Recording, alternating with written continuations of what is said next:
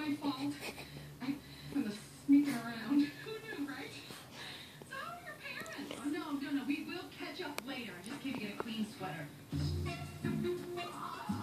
Why is there a Pop-Tart in the bed?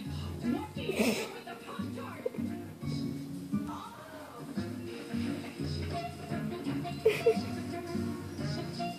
Did you hear about Kenneth's insane party? T.I.'s going to be there.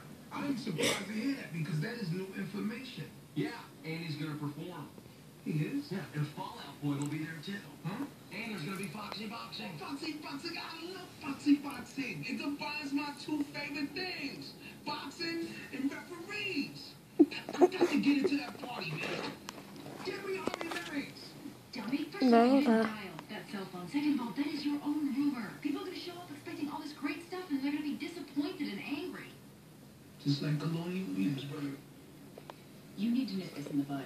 Tell Kenneth what you've What's wrong done with you, and cancel the party. You still sleeping? Dennis, thanks for letting my cousin arrange your party. Ik ben heel goed met you om Oh,